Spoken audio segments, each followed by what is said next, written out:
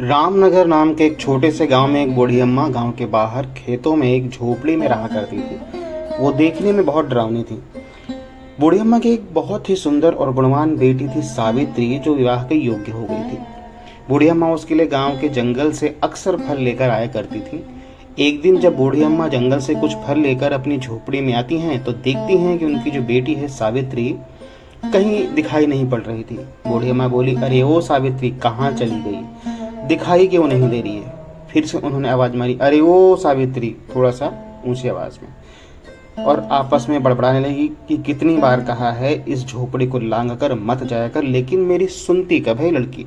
थोड़ी देर बाद सावित्री आ जाती है। बूढ़ी माँ बोली, अरे ओ सावित्री, आ गई तू, कितनी बार कहा है बाहर मत जाया कर।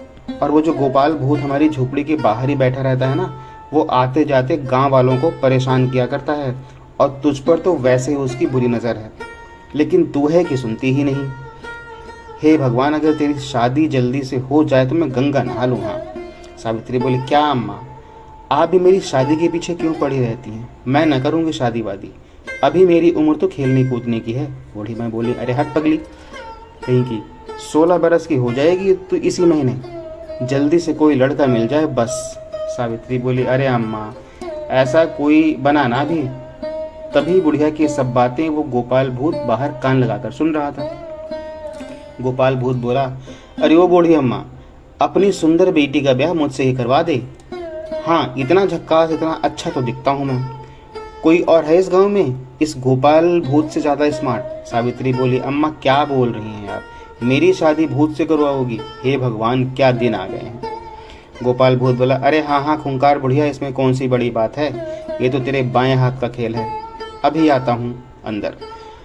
आल ककड़ी गोपाल बन जा मकड़ी, ऐसा कुछ बोलता है, तभी वो मकड़ी बन जाता है और बुढ़िया की झोपड़ी के दरवाजे के छोटे से छेद से अंदर आ जाता है। जैसे ही वो अंदर आता है तभी बूढ़ी अम्मा एक कांच की शीशी दरवाजे के छेद पर लगा देती हैं, जिसके बाद गोपाल भूत उस कांच के शीशे के अंदर कैद हो जाता है। बूढ़ी अम्मा, हा हा हा हा, अब आया ना मजा। क्या रे गोपाल भूत, तू चला था मेरी बेटी से ब्याह करने, अब करके दिखा। अब हो गया ना, तू कह दे, अब बंद रहे इसी बोतल में। हाँ। गोपाल भूत, अरे वो खूंखार बुढ़िया, ये तूने क्या किया है, गोपाल भूत को ही बेवकूफ बना दिया, ये तूने अच्छा बिल्कुल नहीं किया। तू जानती नहीं है गोपाल भूत से पंगा अच्छा नहीं है, चल जल्दी से मुझे बाहर निकाल, चल निकाल मुझे बाहर। बूढ़े में बोले, अरे नहीं नहीं, अब देख तू गोपाल, अब मैं तुझे अच्छे से मजा सिखाऊंगी। हाँ, बड़ा आया था मेरी बेटी से ब्याह करने। जिसके बाद बूढ़ी अम्मा कांच की शीशी में बंद गोपाल भूत को जंगल में एक पेड़ के पास रख देती है।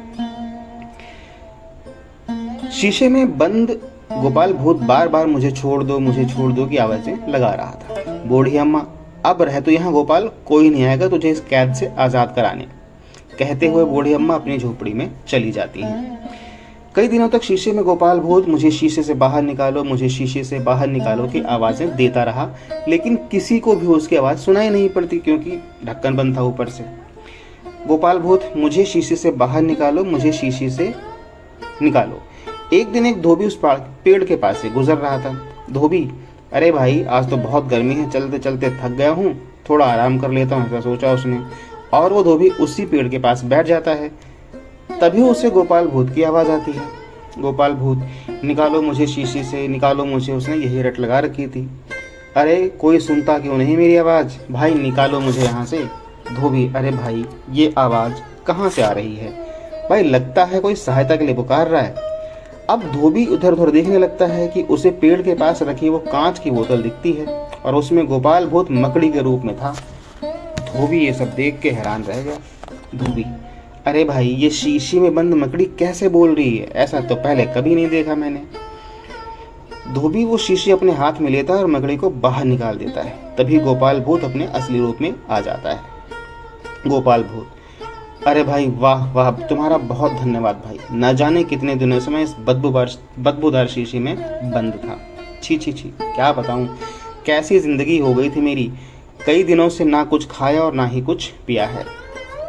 हाय, बहुत जोरों की भूख लगी है, ए भाई कुछ खाने को है क्या, जल्दी दे दे, पेट में चूहे अकड़ी बकड़ी खेल रहे हैं। धोबी गोपाल भूत की सारी बातें सुनकर बहुत हैरान हो जाता है। धोबी, क्या तुम भूत हो भाई? आखिर तुम इस शीशी में कैसे आए? मुझे तो कुछ समझ में नहीं आ रहा। गोपाल भूत बोला, अरे बताता हूँ रे, इतना हाइपर क्यों होता है, पहले कुछ खाने को तो दे।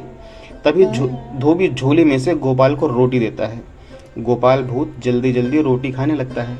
गोपाल भूत, अरे अरे कितनी बेस्वाद रोटी खाता है रे तू। बोले तो एकदम गोबर माफिक, अभी तो भूख लगी तो खा ही लेता हूँ। रोटी खाने के बाद गोपाल भूत धोबी को सारी बात बताता है इत्मीनान से।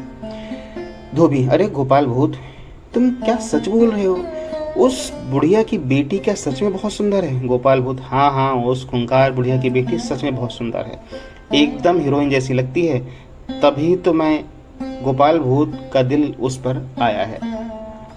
धोबी मन ही मन में, अगर उस बुढ़िया की बेटी इतनी सुंदर है तो क्यों ना मेरे बेटे पकिया की शादी उससे हो जाए। धोबी बोला, अच्छा गोपाल भूत, उस बुढ़िया का घर कहाँ पर है? गोपाल भूत, अरे रे, तू क्यों पूछता है उसका घर? वो बहुत ही खूंखार बुढ़िया है, उससे तो मुझ भूत को भी डर लगता है। देखा नहीं क्या हाल कर दिया उसने मेरा। इस बोतल में रहकर तो गोपाल का सारा शरीर ही खराब हो गया था। वैसे उसका घर गांव के खेत के पीछे वाले जंगल में है। धोबी, अच्छा ठीक है, अब मैंने तुम्हें इस कैद से रिहा कर दिया है, अब तुम आजाद हो, लेकिन अब मुझसे वादा करो कि तुम किसी को परेशान नहीं करोगे। गोपाल बोला, ठीक है, अच्छा ठीक है, तुमने गोपाल की मदद की तो इतना तो बनता है। चल मैं वादा करता हूँ किसी को ही परेशान नहीं करूँगा। जिसके बाद धोबी वहाँ से बुढ़िया घर जाता है। तभी बुढ़िया धोबी को देखती है। बूढ़ी अम्मा बोली, अरे ओ भाई, कहाँ मुँह उठाए चले आ रहे हो? कौन हो तुम और यहाँ मेरी झोपड़ी में क्या करने आए हो? पहले उस खूंखार बुढ़िया को देखकर धोबी थोड़ा डर जाता है। धोबी बोला, ओ अम्मा, मुझे अपने बेटे के लिए तुम्हारी बेटी सावित्री पसंद है। अगर तुम्हारी मंजूरी हो तो मैं अपने बेटे पकिया की शादी सावित्री से कराना चाहता हूँ। धोबी की बात सुनकर पहले बूढ़ी अम्मा थोड़ा सोच में पड़ जाती हैं। फिर बूढ़ी अम्मा बोली, क्या कहा तूने? मेरी बेटी सावित्री की शादी तू अपने बेटे से करना चाहता है? क्या तुझे पता भी है पूरा गांव डरता है मुझसे? अगर मेरी बेटी को तेरे घर में जरा भी तकलीफ हुई तो मैं तेरा क्या हाल करूंगी तुझे पता है? धोबी बोला, अरे नहीं अम्मा, मेरा एक ही इकलौता बेटा है जिसके लिए मुझे सुंदर लड़की चाहिए और तुम्हारी बेटी इस गांव में सबसे सुंदर है। बूढ़ी अम्मा बोली, हाँ वो तो है, मेरी बेटी सावित्री इस गांव में ही नहीं बल्कि आसपास के सभी गांव में सबसे सुंदर है।